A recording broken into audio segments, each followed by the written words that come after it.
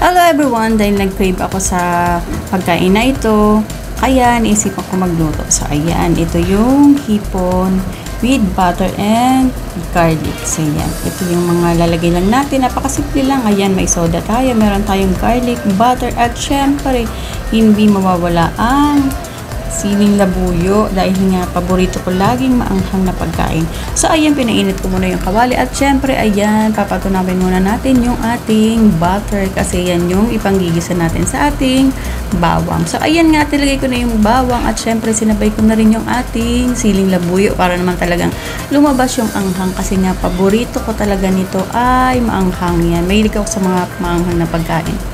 Mas masarap ang kain ko kapag maanghang. So yan. Nagisa na natin yung ating bawang, nalagay na natin yung ating hipon. So yan, ganun lang kadali, ganyan lang kasimple lutuin to. So yan, kapiranggot nga lang yan kasi galing lang yan doon sa niluto kong sinigang. Yan, nagtira lang talaga ako ng ilang piraso para magluto ako nito kasi nga gusto kong kumain ng ganito. So yan, nagisa na natin, ayan, kaya lalagyan na natin yan ng soda. So yan yung ipangluluto natin yung soda.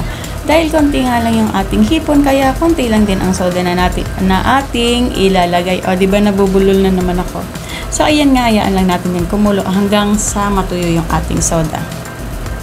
So, eto na, ayan na. At syempre, nilagyan ko na rin yan ng paminta at syempre yung ating pampalasa.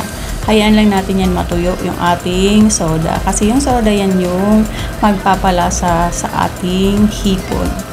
So yan, hayaan lang natin yan na kumulo hanggang matuyo. At syempre, binabaliktad-baliktad ko yan para naman talagang pantay yung pagkaluto at yung lasa ng ating soda sa ating hipon.